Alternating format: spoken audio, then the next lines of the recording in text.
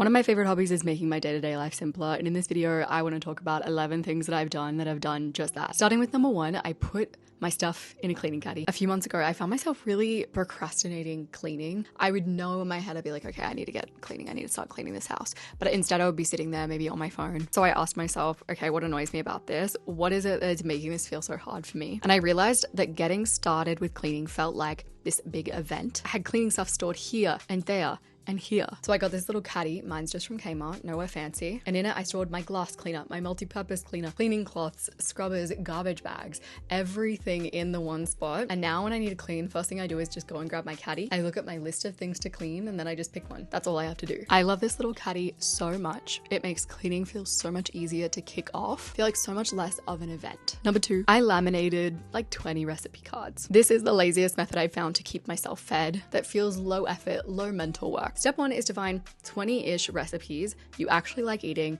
that don't feel like a huge slog to cook. Step 2, create recipe cards. I like to make mine half a page because we have a really little kitchen. Step 3, laminate. And then step 4, every single week, pick 3 cards. Just make sure that every recipe that you create gives you enough servings to get you through the week. I do this every single week. I pick a few recipe cards, I put them up on the whiteboard so they're super visible. I use a little whiteboard marker to mark any ingredients that I need to buy, and this has made my life so much easier. I love not really having to think about food and having a low mental work system for meal prepping, meal planning. Number 3, I have accountability for exercise. One of the smartest things that I've done for myself in the last few years is getting accountability to exercise. I have Andrew, my trainer, therefore I exercise. Whenever the topic of exercise or working out comes up when I'm talking to people out and about, I always say, oh, I do these home workouts through this app. And everyone says, oh, I wish I could stick to that, but I can't. And I always say, well, I can only stick to it because I have Andrew, a real person, not an AI, not a chatbot, a person I've met who wants to see me showing up for myself. Real human being key here. It's a lot easier to ghost an AI than it is to ghost a real person. It really is having Andrew there and being like,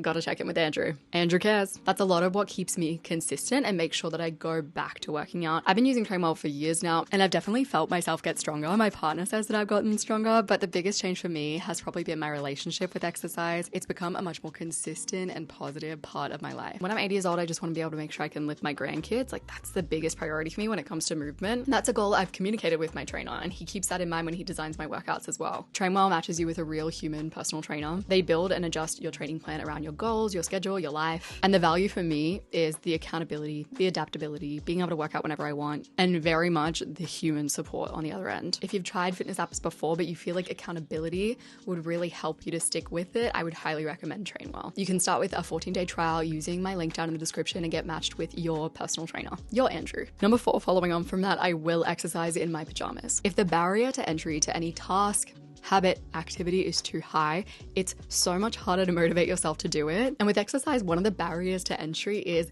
getting into your workout clothes. A lot of the times I will work out in my PJs and sometimes even my normal clothes. And once I'm moving and I'm a little bit warmer, I find it so much easier to motivate myself to get dressed into my workout clothes. Number 5, I put my glasses on a string. I wear glasses to drive, but mostly at night, so I kept on wearing my glasses out of my car. And then I would find myself driving at night and being like, oh my gosh, I don't have my glasses. So I put my glasses on a string. I attach them to my headrest. Every time I have someone in my car, they laugh at me. Like, really, they do. It's a giggle. It's a good conversation starter though. Number 6, cleaning confetti. If you're someone who really struggles to put aside 4-5 hours to clean your house, maybe cleaning just feels like this big event that you have to motivate yourself to do, I want to introduce the idea of cleaning confetti, which is just a different way to approach cleaning. Cleaning confetti means little cleaning tasks that take max 20 minutes. 10-15 is better. I always really empathize with absolutely anyone who struggles with cleaning or keeping their house tidy because I think there are so many internal reasons for that struggle. One of the internal reasons can be the cleaning feels like pressure, especially when we treat it as this spend your whole Sunday to reset thing. That's a really big ask for anyone to be like, yeah, spend your whole Sunday cleaning your house. And when your brain starts to associate any task with pressure, with feeling trapped, with feeling like, okay, I have no choice here, it's going to go into protection mode and it's going to start flooding you with feelings of resistance because it doesn't want you to do the thing that makes you feel trapped, it makes you feel pressured. For some people, cleaning for 4 to 5 hours sounds like a great time. For other people, cleaning for 4 to 5 hours sounds like torture, hence cleaning confetti. Little mini cleaning tasks that take max 15 20 minutes. Instead of doing all of your cleaning in one go, treat it like little pieces of confetti that you do as the week goes by. And cleaning confetti isn't about just changing your approach to cleaning in a different, new, motivating way. It's about changing your relationship with cleaning. And part of changing your relationship with cleaning is treating it differently. So giving yourself clear end times. Saying to yourself, actually, we don't have to do it all in one chunk. We can do it in little bits of confetti, sprinkled throughout the week. A cleaning confetti approach is for anyone who wants to create a low pressure relationship with cleaning. A relationship with a tidy home that doesn't feel like pressure, shame, feeling trapped. But it's also helpful for someone who doesn't really mind cleaning, but doesn't have 4 to 5 hours on a Sunday to dedicate to a reset, which is probably more where I sit. To make this actionable, if you want to do a cleaning confetti approach, try just creating a little list of cleaning confetti. Little tasks that you look at and you don't feel a sense of pressure, that give you this feeling of, I could do that and I wouldn't feel like I was trapped. You can have set days where you do certain things, or you can be more intuitive about it. It's totally up to you. Number 7, in the interest of simplifying my life, I refuse to buy popular flat pack furniture.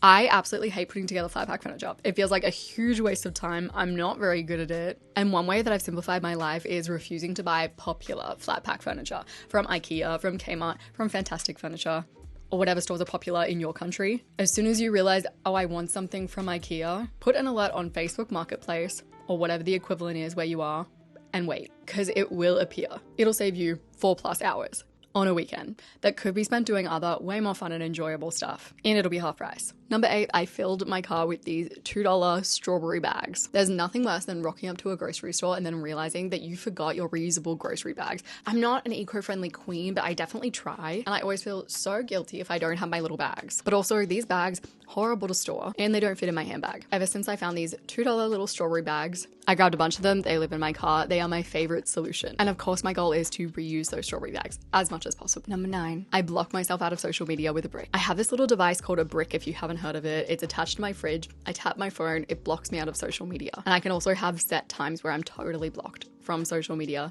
through my brick. I love a scroll. I love forgetting that social media exists. Number 10, I buy experiences for my friends' birthdays. As you get older, you can fall into such a rut when it comes to catching up with people, because it really is just catch up coffee. But experiencing something alongside someone rather than just sitting and catching up face to face, such a good way to strengthen a friendship. Take them to a monkey experience at the zoo, go on a jet boat with them, so fun. Go on a thrift shop bus tour. And the good thing is it's a present for them and a present for you, and it makes buying presents feel easy if you have a go-to of experiences. Number 11, I decided how to journal about stuff ahead of time. One of the biggest barriers to entry for journaling for me was sitting down and being like, okay, and where do I start? And what would be helpful? How can I journal about this in a helpful way? So I just decided on an approach for all these different things. So I was like, okay, if I'm embarrassed, this is how I journal. If I'm angry, this is how I'm going to journal. If I'm feeling judgy, this is how I'm going to journal. This sounds nothing like that cleaning caddy, but it kind of is a cleaning caddy for journaling. When I sit down, I don't have to think. The barrier to entry has been lowered. Number 12, before I try to make things easier, I ask myself, what do I hate about this? And knowing that I hate that, what do I really want? I call this the yes but method. If there is anything that you say you want to be doing, something that maybe would simplify your life, make it easier, like cleaning or journaling, and yet you don't find yourself doing it, there's almost always an unaddressed but in your way. So the formula is, yes, I want blank, but I don't want blank. Therefore, I want blank. How might I make that possible? Yes, I want to cook at home more, but I hate having to think about what to eat. Therefore, I want a way of cooking that minimizes the mental work completely. How might I make that possible? Sooner you uncover the buts that are in your way, the easier it is to find hacks like the ones that I've talked about in this video that really apply to you personally and that address your personal struggles. Because some of the stuff I've talked about in this video, for example, the cleaning caddy, that may not actually address your problem. Like, you might not have that same problem as I did, which was feeling like your products were everywhere. But when you can really get to the bottom of, okay, here's my specific problem, here's what's making it hard for me to start, that's when you can start making your life easier. If you want to add some accountability into your workouts, make sure to check out Train Well. Start your 14-day trial using the link in the description below, and you'll get matched with a real personal trainer. I appreciate you so much, and I'll see you soon.